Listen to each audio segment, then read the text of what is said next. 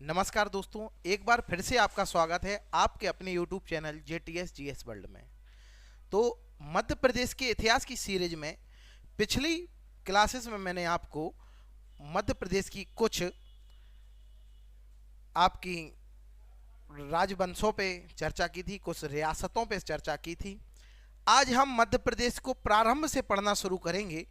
पुरापाषाण काल से लेकर आधुनिक भारत तक मध्य प्रदेश के संदर्भ में हम जानकारी प्राप्त करेंगे। इतिहासकार कहीं ना कहीं जब इतिहास को जानने का प्रयास करते थे तो कई चीज़ें उस समय लिखी हुई नहीं मिली, तो हमने उस इतिहास को प्राग ऐतिहासिक काल में लिखा। प्राग ऐतिहासिक काल में हमने पुरापाषाण से संबंधित पत्थरों के आधार पर, अस्थियों से बने औजारों के आधार पर, पत्थरों के औजारों के आधार पर इतिहास को जानने का और लिखने का प्रयास किया। उस क्रम को हमने प्राग ऐतिहासिक काल में लिखा। तो उसी क्रम में हम पुरापाषाण काल को मध्य प्रदेश के संदर्भ में देखेंगे।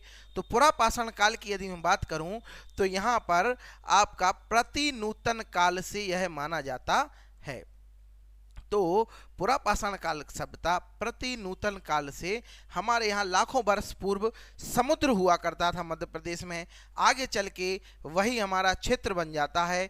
इस काल में आग की खोज हुई, बहुत ज़्यादा इम्पोर्टेंट फैक्ट रहेगा। पुरापाषाण काल में ही आदि मानव ने आग की खोज तो की, परंतु इसके हमको उपयोग के कोई विशेष साक्ष्य नहीं मिले। तो इसके बाद हम आगे बढ़ेंगे। मूल रूप से पुरापाषाण काल के लक्षणों की बात करें तो लक्षणों की जैसे ही हम बात करते हैं तो हम यहाँ पाते हैं कि खानाबदोश जीवन शैली। मूल रूप से आदि मानव कहीं ना कहीं खाने के लिए घुमंतु यानी घूमते हुए रहते थे भोजन की खोज में, और खानाबदोश यानी एक साथ सभी लोग मिलकर खाना खाते थे। और रॉक पेंटिंग्स का मतलब जैसा आप देख रहे हैं यहाँ पर इमेजेस में, ये पत्थरों पे बनी हुई कुछ पेंटिंग्स हैं। इसके अलावा बृहद पाषाण, ये इंपॉर्टेंट बात होगी दोस्तों। पुरापाषाण काल में पत्थरों के बड़े बड़े उपयोग हुए, बृहद पाषाण। और जैसे ही हम मध्य पाषाण काल में आएंगे उस पत्थर का आकार छोटा हो जाएगा। जब हम नवपाषाण काल में आएंगे उसी पत्थर का आकार नुकीला हो जाएगा और पॉलिशदार हो जाएगा। तो ये बात हमको ध्यान रख के चलना होगी। फिर हमारे मध्य प्रदेश में प्रमुख स्थल कौन कौन से हैं? मूल रूप से जो नदी घाटी हैं वही स्थल हैं, जैसे कि नर्मदा घाटी, चंबल घाटी, बेतवा घाटी और सोनार घाटी और सोन घाटी। ये इंपॉर्टेंट स्थल हैं हमारे यहाँ के दोस्तों, तो हम इनके बारे में बात करेंगे।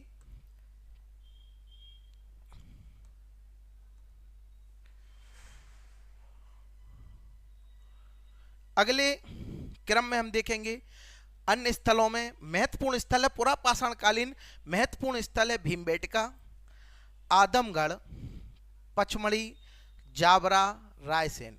ये हमारे इंपॉर्टेंट स्थल होंगे। जैसे कि आप देख पा रहे हैं भीमबेटका, ये आदमगढ़ है, पचमढ़ी बताने की ही आवश्यकता नहीं, बहुत फेमस है। इसके अलावा सबसे इंपॉर्टेंट फैक्ट, ये जो आप इमेज में देख रहे हैं यही हमारे पूरे विश्व में सबसे प्राचीनतम मानव खोपड़ी के साक्ष्य मिले हैं। पूरे विश्व के, भारत के ही नहीं, पूरे विश्व में सबसे प्राचीन आपकी मानव खोपड़ी के साक्ष्य मिले। इसका नाम नर्मदा शीश रखा गया और यह हमारे मध्य प्रदेश के सीहोर जिले के हथनौरा में, नर्मदा घाटी और सीहोर जिले के हथनौरा में मिले हैं 1982 में। 1982 में एक हमारे इतिहासकार हैं, खोजकार हैं अरुण सोनकिया। अरुण सोनकिया के द्वारा 1982 में इस मानव खोपड़ी की खोज की गई। इसका नाम नर्मदा शीश रखा गया क्योंकि यह नर्मदा नदी के किनारे है। इसके बाद भीमबेटका की खोज 1958 में VS बाकड़कर के द्वारा की गई। बहुत ज़्यादा इंपॉर्टेंट फैक्ट रहेगा।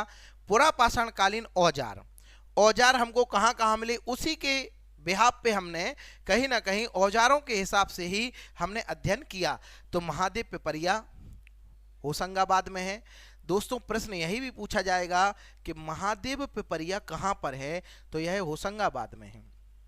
भेड़ाघाट आपका जबलपुर में है, भूतरा नरसिंहपुर में है, पनारपानी पचमढ़ी में है।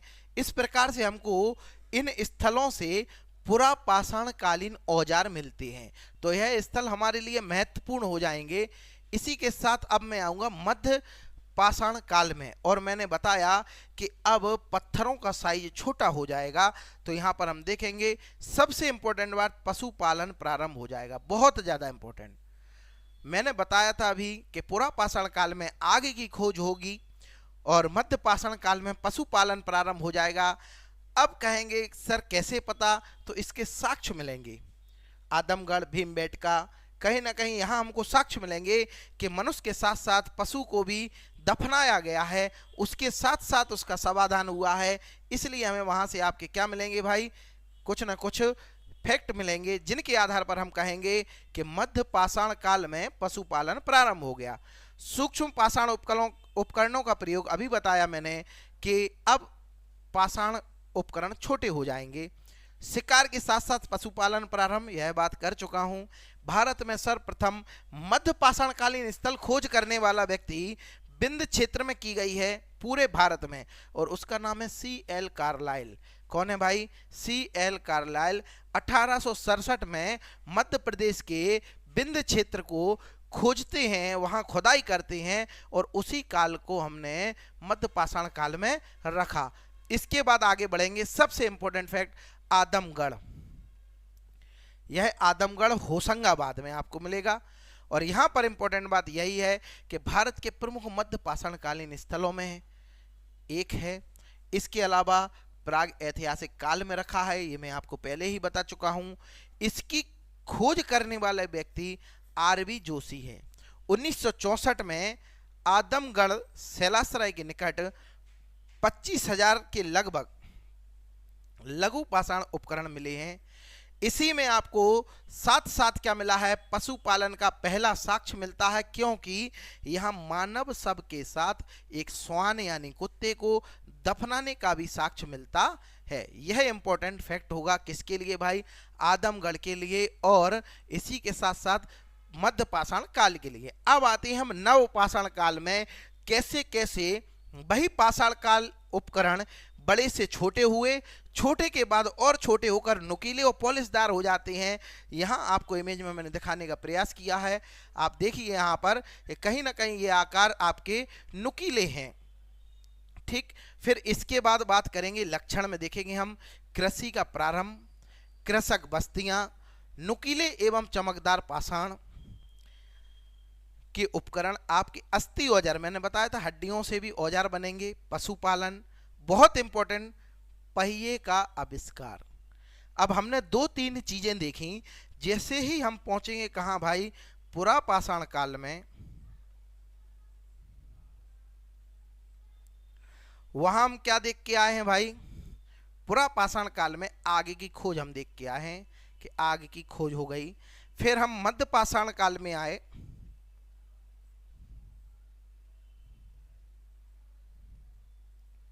और उस काल में हमने देखा क्या कि हमें पशुपालन के साक्ष्य मिल गए।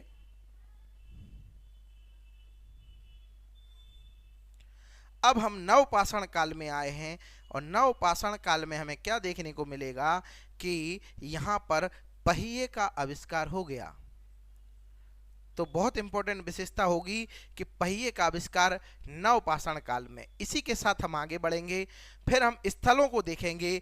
नव पाषाण कालीन स्थल का मतलब यह हुआ कि हमें वहां से नव पाषाण काल के औजार मिलते हैं, अस्थियों के औजार मिलते हैं। जैसे कि भोपाल के श्यामला हिल्स में मनुआवन टेकरी, ये सब भोपाल की हैं।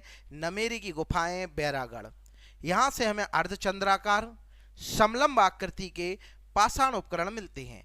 इसी के साथ जबलपुर भेड़ाघाट, लम्हेटा घाट, तिलवाड़ा घाट, यहाँ से हमें मानव बस्तियों के साक्ष्य मिलते हैं। तो ये बहुत इंपॉर्टेंट हो जाएगा दोस्तों।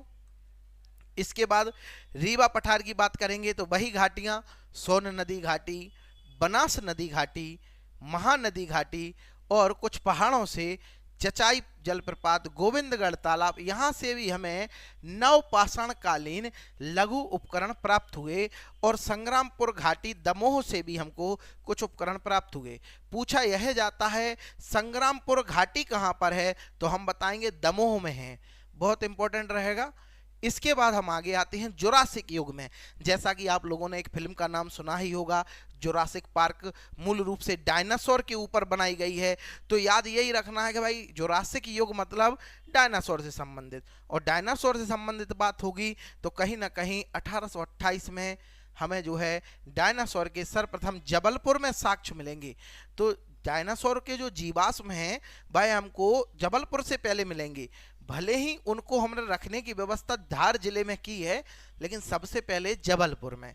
ठीक है, इसके साथ कर्नल सिलीमैन ने सबसे पहले 1828 में जबलपुर की छावनी क्षेत्र से, ठीक है ना, और 1928 में अशोक साहनी ने जबलपुर से डायनासोर के अंडों के जीवाश्म प्राप्त किए। वही बात मैं पहले ही बोल चुका हूं कि सबसे पहले जबलपुर से आपको प्राप्त होंगे।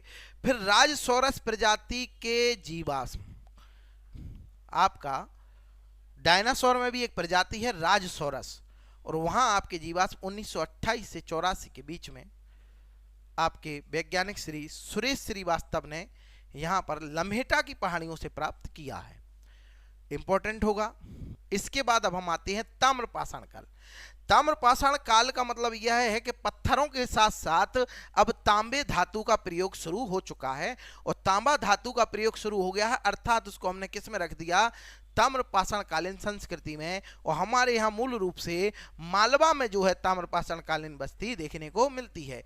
तो कहीं ना कहीं मालवा के दक्षिण में महाराष्ट्र है, महाराष्ट्र से लगा हुआ हमारा मालवा है।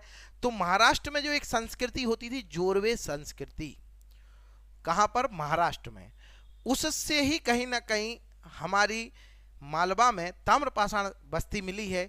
और यहाँ पर मूल रूप से सबसे ज़्यादा वृषभ की मूर्तियाँ, ये बैल की मूर्ति आप देख रहे होंगे, वृषभ की मूर्तियाँ हमको प्राप्त होती हैं। इसके साथ साथ HD संकालिया, BS बांकड़कर, इन्होंने मालवा में खुदाई करी है। तो ये मालवा कल्चर को दिखाते हैं।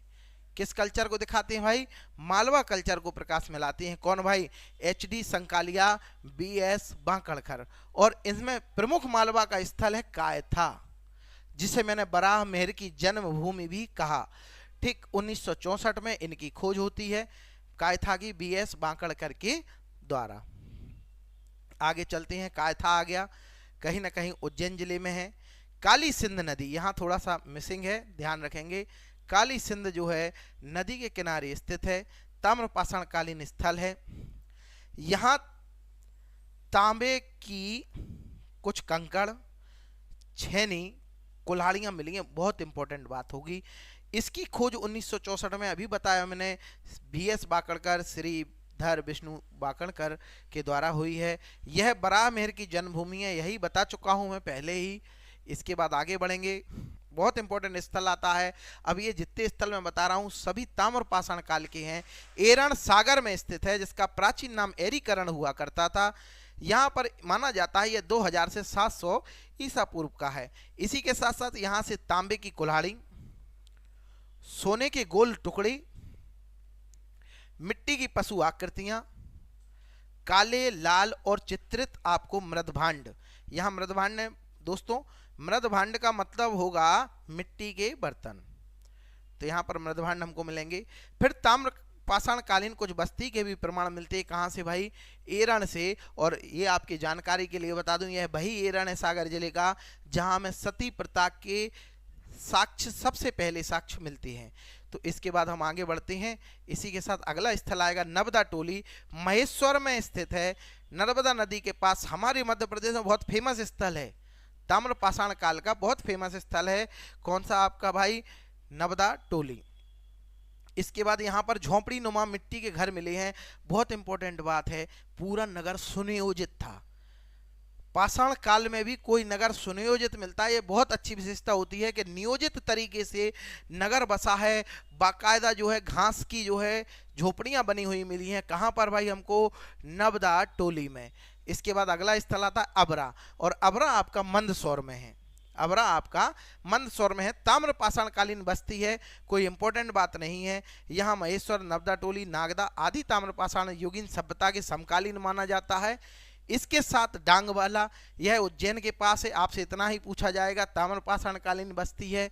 इसके बाद अगला आएगा नागदा, यह भी उज्जैन में है, आपका चंबल नदी घाटी के तट पर माना जाएगा। यहाँ पर भी आपको ताम्र पाषाणकालीन बस्ती के मृदभांड और लघु पाषाण उपकरण अस्त्र शस्त्र आपको प्राप्त होते हैं।